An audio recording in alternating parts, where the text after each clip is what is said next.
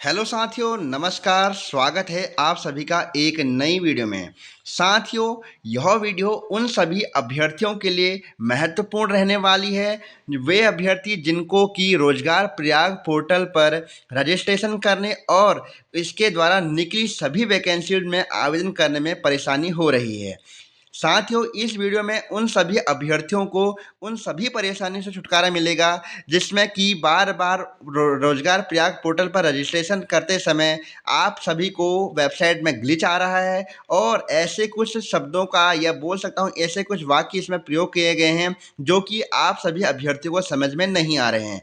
ये जो आपके सामने डिस्प्ले पर एक यहाँ पर फोटो दिख रही है, ये रोजगार प्रयाग पोर्टल के द्वारा अपने सभी नए जो हमारे अभ्यर्थी हैं और जो पहले से ही रजिस्टर्ड हो चुके हैं इस पोर्टल पर, उन सभी अभ्यर्थियों के लिए एक मार्गदर्शिका पुस्तक रहने वाली है। इसमें सभी को ये पता लगेगा कि आप सभी किस प्रकार से रोजगार प्रयाग पोर्टल पर नए अगर आप अभ्यर्थी हैं तो किस प्रकार से यहाँ पर रजिस्ट्रेशन कर पाएंगे और रजिस्ट्रेशन करते समय आप सभी को किन किन बातों का ध्यान रखना पड़ेगा।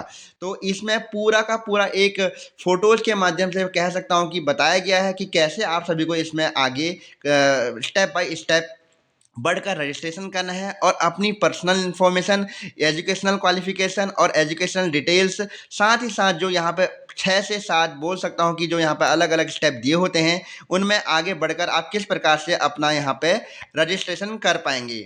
तो मैं आप सभी को आप इसमें वीडियो में बताने वाला हूँ कि जब आप यदि नए अभ्यर्थी हैं जो रोजगार प्रयाग पोर्टल पर अभी रजिस्ट्रेशन कर रहे हैं या आपने ऑलरेडी इसमें रजिस्ट्रेशन किया हुआ है, तो आप सभी को इसमें किस प्रकार से आगे स्टेप्स को ध्यान रखना है। सबसे पहले आप सभी को क्या करना है कि गूगल पर आप सभी को रोजगार प्रयाग पोर्टल सर्च करना है। रोजगार प्रयाग पोर्टल भी उत्तराखंड वाला होना चाहिए। उसके बाद आप सभी के मोबाइल में कुछ इस प्रकार का डिस्प्ले पे देखने के लिए मिलेगा, जिसमें कि आप सभी को यहाँ पे जो भी यहाँ पे नए अकाउंट बना रहे होंगे तो न्यू अकाउंट पर लॉगिन यहाँ पर क्लिक करना है और जो ऑलरेडी रजिस्टर्ड है उन्हें लॉगिन पे क्लिक करना है। यहाँ पर समझाया भी गया है कि क्लिक फॉर रजिस्ट्रेशन और क्लिक फॉर लॉगिन। उसके बाद जैसे ही आप अगर नया अकाउंट बना रहे हैं, क्योंकि मैं यहाँ पर बात करूँगा पहले जिन्होंने अभी तक इस पर रजिस्ट्रेशन नहीं किया है और अपना नया अकाउंट बना रहे हैं, उन सभी अभ्यर्थियों के बारे में मैं इसमें बात करने वाला हूँ। तो यहाँ पे जैसे ही आप क्लिक फॉर रजिस्ट्रेशन करते हैं तो आपके पास कुछ इस प्रकार का यहाँ पे डिस्प्ले देखने के लिए मिलेगी। उसमें आप सभी को सबसे ऊपर क्या करना है, जो पंजीकरण करने से पूर्व अपनी जानकारियों को इसमें फिल करना होता है, जिसमें कि आप सभी को पहले अपना नाम, मोबाइल नंबर जो कि रोजगार प्रयाग पोर्टल पर पंजीकृत नहीं होगा वो वाला मोबाइल नंबर डालना है और उसके बाद यहाँ पे ईमेल भी डालनी है। उसके बाद डेट ऑफ बर्थ, उसके बाद अपना लिंक, उसके बाद यहाँ पे अपना एक यूज़र आईडी बनानी है। उसके बाद यूज़र आईडी में आपका नाम होगा, उसके बाद आगे आप कुछ भी ऐड कर सकते हैं। ये जैसे एग्जांपल के लिए दे दूँ कि आपका नाम यहाँ पे कह सकता हूँ कि सूरज है, तो सूरज रावत ऐसे करके आप अपना यहाँ पर यूज़र आईडी डाल सकते हैं और उसके बाद आपको उसका एक पासवर्ड भी रखना होगा। उसके बाद आप सभी को जो हमारा रोजगार कार्यालय है, यानी जिसे हम बोलते हैं एम्प्लॉयमेंट रजिस्ट्रेशन सर्टिफिकेट या सेवा योजन कार्यालय का जो आपका जहाँ से आपने अप्लाई किया हुआ है उसका नाम आएगा और उस पंजीकरण की तारीख को भी उसमें आपको ऐड करना होता है और साथ ही साथ उसका जो आपका पंजीकरण प्रमाण पत्र संख्या जो रहती है उसको भी आपको इसमें ऐड करनी होती है। उसके बाद आपने उपयोगकर्ता का नाम और पासवर्ड ऐड करना है। उसके बाद आपने इसमें आगे क्लिक करके बढ़ जाना है। ऐसे ही कुछ आप सभी के सामने ऐसा कुछ आपका इंटरफेस देखने के लिए मिल रहा होगा, जिसमें कि आपने यहाँ पे अपना नाम, अपना अगर आप मिडिल नेम यूज़ करते हैं तो मिडिल नेम यूज़ करेंगे, उसके बाद लास्ट नेम हो गया। और यहाँ पे एक चीज़ आपको ध्यान में रखना है कि आप तभी इसमें रजिस्टर्ड कर पाएंगे जब आपका एम्प्लॉयमेंट सर्टिफिकेट यहाँ पर बना होगा। सेवा योजन कार्यालय में आपका सर्टिफिकेट बनना बहुत आवश्यक है इन स्टेप्स को करने के लिए। तो सबसे पहले आपने यहाँ पर यस पे क्लिक करना है। यदि आपके पास सेवा योजन कार्यालय में आप रजिस्टर्ड हैं तो आप यस पे क्लिक करेंगे। उसके बाद अपना नाम भरेंगे और अपना लास्ट नेम भरेंगे, मोबाइल नंबर, ईमेल आईडी, जो आप सभी को मैंने ऊपर बता रखा है वो सब चीज़ आपको यहाँ पे करना है। उसके बाद आपने सबमिट पे क्लिक करके कैप्चा भर के यहाँ पर सबमिट क्लिक कर देना है। उसके बाद आपके पास एक ओटीपी आएगा जिसको कि आपने प्रविष्ट करके यहाँ पे आगे बढ़ना है और यहाँ पे उसके बाद पुनः ओटीपी आपके पास आएगी उसको एंटर करके आप आगे बढ़ जाएंगे। उसके बाद जब आपका यहाँ पे रोजगार प्रयाग पोर्टल पर रजिस्ट्रेशन हो जाएगा, उसके बाद आपने क्या करना है, यहाँ पर लॉगिन करना है। लॉगिन करने के लिए आप सभी को क्या करना है कि अपना यूजर आईडी जो आपने बनाया हुआ है और अपना पासवर्ड यहाँ पर प्रविष्ट करना है। उसके बाद आपका कैप्चा कोड यहाँ पर दिया गया है, इस कैप्चा कोड को जैसे नीचे दिया गया है उसी प्रकार से ऊपर भरना है और सबमिट कर देना है।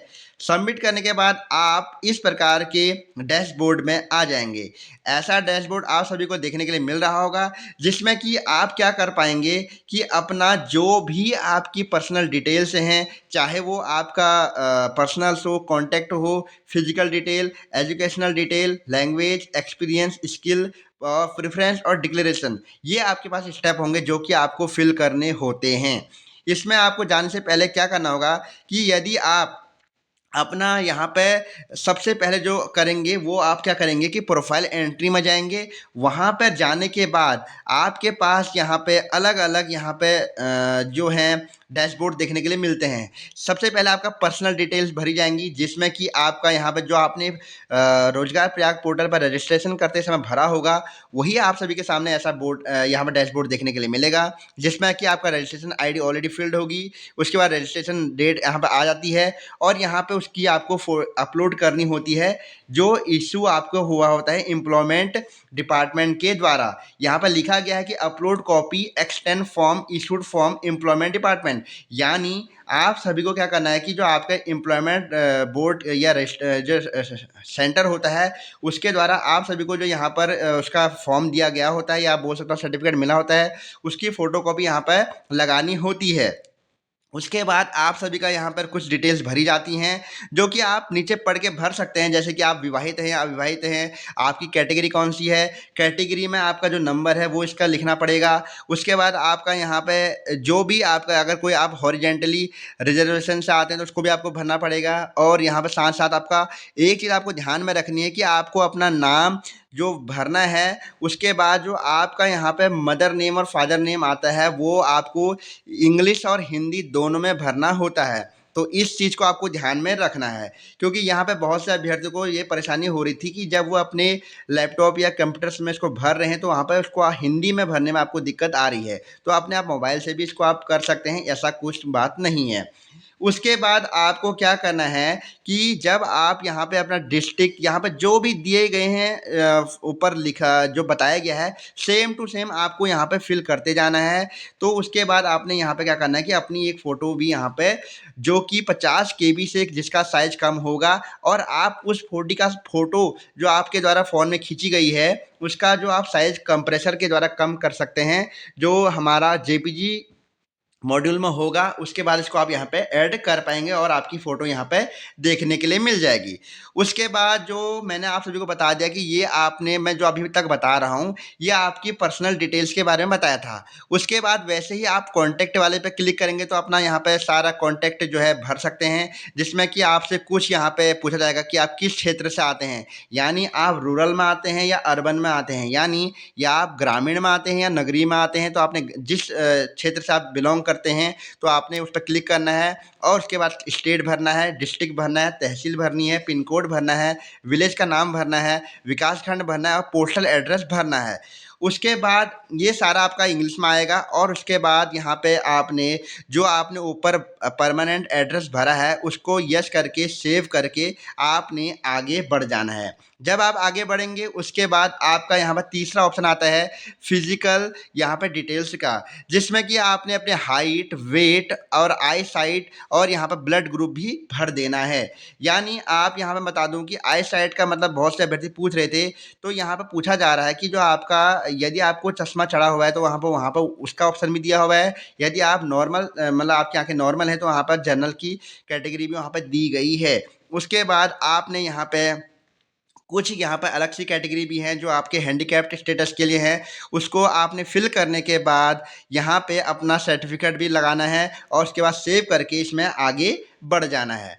उसके बाद एजुकेशनल टैब में आप जब जाएंगे तो एजुकेशनल टैब में ही सभी अभ्यर्थी को ज़्यादा दिक्कत हो रही थी। तो यहाँ पे आप सभी ने क्या करना है, जब आप एजुकेशन टैब में जाते हैं उसके बाद आप सभी के पास कुछ इस तरीके का डैशबोर्ड देखने के लिए मिलता है। इस डैशबोर्ड में आपने क्या करना है कि आपने यहाँ पे जैसे ही आपके पास यहाँ पे लिख के आता है कि आर यू एजुकेटेड, तो आपने यहाँ पे यस कर देना है।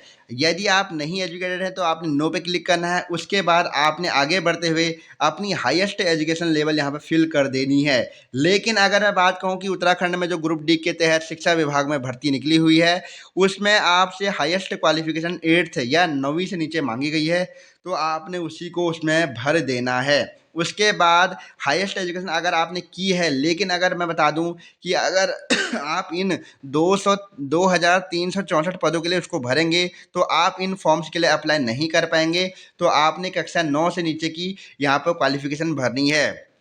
उसके बाद आपसे कुछ जनरल यहाँ पर डिटेल्स पूछी जाती हैं कि आपने कहाँ से स्कूल पढ़ा है, आपने जब आपकी जो क्वालिफिकेशन है उसमें आपके परसेंटेज थी या आपका ग्रेड सिस्टम था, कितने नंबर आपके आए थे, कितने में से आए थे, वो सारी चीज़ें यहाँ पर आपने फिल करनी है। आप जब पढ़ते रहेंगे आपका जो मीडियम था, यानी आपने जब पढ़ा था उसमें कौन सा मीडियम था, इंग्लिश मीडियम था या हिंदी मीडियम था, और उसके बाद एजुकेशन का टाइप्स क्या थी, रेगुलर पेज पे पढ़ा है या आपने मतलब प्राइवेट टाइप में पढ़ा है, ये सारी चीज़ें इसमें भरनी होती हैं। उसके बाद आप आगे बढ़ कर के इसमें सेव करेंगे और आपकी ये भी डिटेल्स सेव हो जाती हैं। अगला आपके पास जो रहता है ऑप्शन वो रहता है एजुकेशनल नॉलेज का, जिसमें कि पूछा जाता है कि यहाँ पे आप से यह पूछा जाता है कि आप किस लैंग्वेज में, मतलब आपकी कौन सी लैंग्वेज आती हैं। तो जैसे ही आप उसमें यहाँ पर फिल करेंगे, उसके बाद यहाँ पर स्पीक, राइट, रीड और फ्लो, इन चारों ऑप्शंस पे क्लिक कर देना है। और यहाँ पर एक चीज़ और पूछी जाती है कि क्या आपको अंतर्राष्ट्रीय भाषाओं का ज्ञान है। यदि आपको है तो आप उस पर क्लिक कीजिएगा, नहीं तो उसको छोड़ करके आप सेव करके आगे बढ़ सकते हैं। उसके बाद यहाँ पे इस चीज़ को आपको ध्यान में रखना है, जो भी डिटेल्स आप भर रहे हैं उसे सेव करना ना भूलिएगा, नहीं तो वो आपकी डिटेल सेव नहीं हो पाएगी। और जब आप उसको सेव करेंगे तो आपकी डिटेल्स यहाँ नीचे शो होने लग जाती हैं। ये एजुकेशनल डिटेल्स के बारे में मैं बता रहा हूँ।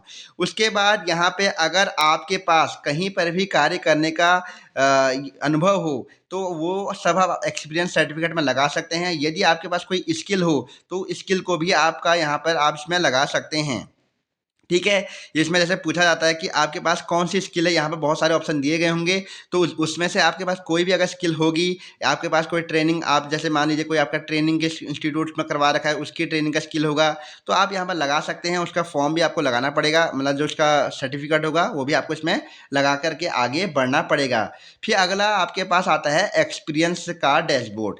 एक्सपीरियंस वाले डैशबोर्ड में आपसे पूछा जाएगा कि आपने यदि कहीं पर भी कार्य करने के पास आपका एक्सपीरियंस हो, या आपने कहीं पर, मैं कह सकता हूँ कि वार्ड बॉय का काम किया हो, या आपने कहीं पर चौकीदार का कार्य किया हो, तो उस सारे एक्सपीरियंस सर्टिफिकेट को लगा करके इसमें आपने आगे बढ़ जाना है।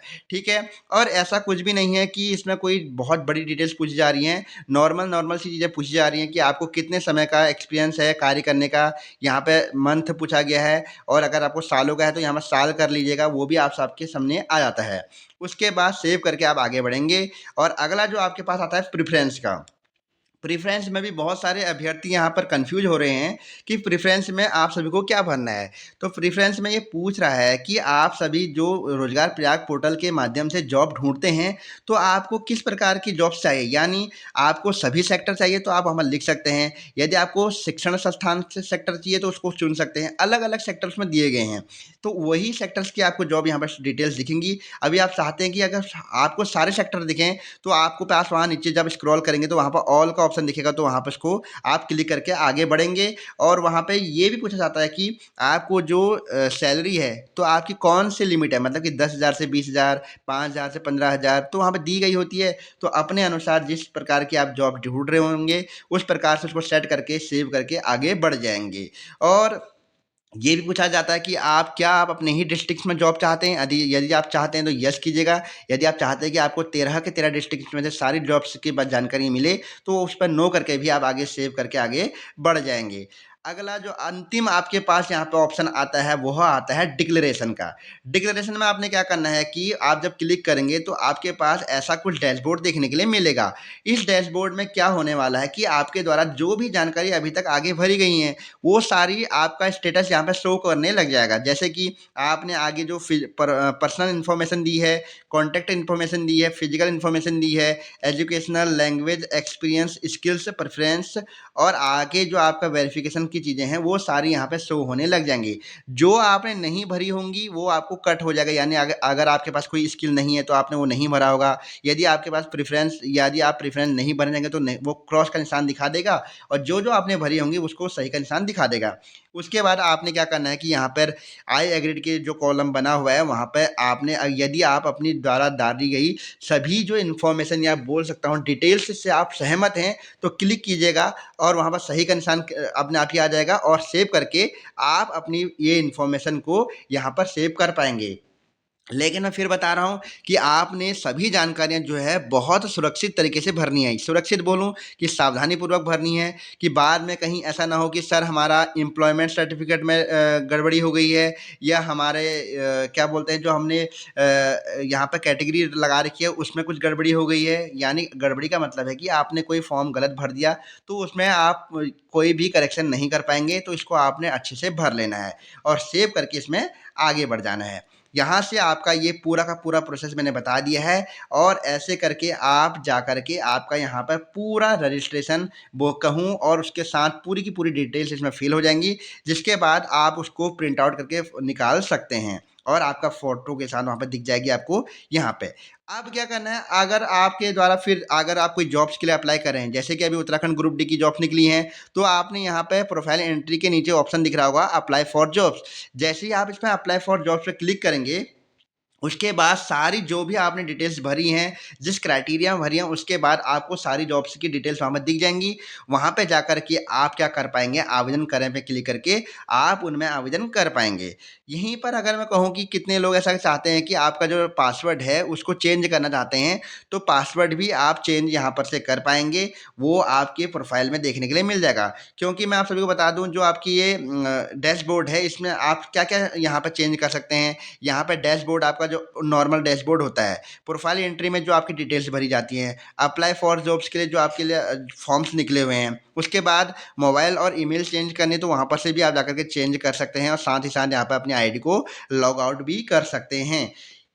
ये चीज़ें आप इसमें कर पाएँगे, और इस तरीके से आप इन फॉर्म्स को भर पाएँगे। तो जो भी जानकारी मेरे द्वारा आपको दी जा रही है, ये जो ऑफ़िशियल आपका जो पेज है, जो कि रोज़गार प्रयाग पोर्टल की वेबसाइट पे यहाँ पे पोर्टल वालों ने डाल रखा है, जिसमें कि आप किस प्रकार से फॉर्म भर पाएँगे, रजिस्ट्रेशन कर पाएँगे, और यदि कोई दिक्कत आती है तो उसको कैसे आप सही कर पाएँगे, ये सारी चीज़ें बताई होती हैं।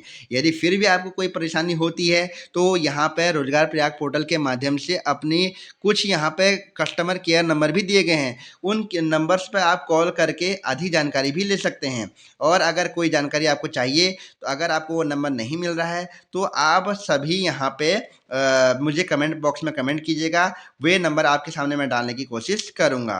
और ये भी एक चीज़ कि सबके उसमें ये रहता है कि अगर आपने एक बार पंजीकरण कर दिया, तो क्या आप अपनी शैक्षणिक योग्यता में वृद्धि कर सकते हैं या नहीं कर सकते हैं? तो ये यहाँ पे साफ-साफ कहा जा रहा है कि अगर आपने किसी फॉर्म को भरते समय अपनी एजुकेशन डिटेल्स को यहाँ पे एडिट कर रखा है, तो उसमें आप बार-बार यहाँ पे अपनी एजुकेशनल डिटेल्स को एडिट कर पाएँगे, ये साफ-साफ इसमें कहा गया है। ठीक है?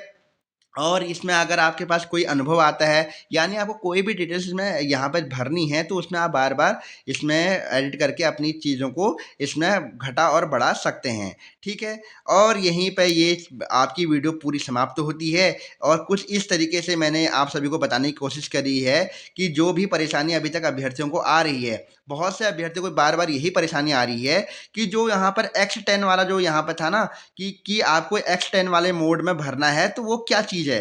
तो यहाँ पे मैंने भी पहले इसके बारे में थोड़ा सोचा और बाद में देखा, तो इसमें मुझे पता लगा कि इसमें साफ-साफ लिखा गया है कि जो आपका यहाँ पर अपलोड जो आपने यहाँ पे करना है, वो आपने यहाँ पे एम्प्लॉयमेंट डिपार्टमेंट के द्वारा जो आपको सर्टिफ़िकेट मिलता है, उसको आपने इसमें अपलोड करना है, ठीक है? उसका क्या करना है, आपको ये पहले यहाँ पे फ़ोटो खींचनी है, उसके बाद उसको यहाँ पर अपलोड कर देना है, और यहाँ पे आपका रजिस्ट्रेशन नंबर शो हो जाता है, और यहाँ पर रजिस्ट्रेशन यहाँ पर डिटेल्स भी आ जाती है, और यहाँ पर अपलोड करके आप इस पे अपलोड करके आगे बढ़ सकते हैं। ठीक है साथियों, तो आशा करता हूँ कि मेरे द्वारा दी गई जानकारी यहाँ पे आप सभी को पसंद आई होगी, और यहाँ पे कोई भी अगर आपको दिक्कत आती है फॉर्म भरने में, तो अभी मैं बता दूँ कि 5 मार्च तक आपके ये फॉर्म भरे जाने हैं। लगभग 2000 प्लस यहाँ पर प्रत्येक ज़िले में लोगों ने आवेदन कर दिया है और काफ़ी लंबे समय से लोग इसमें आवेदन करने के लिए इंतज़ार कर रहे थे।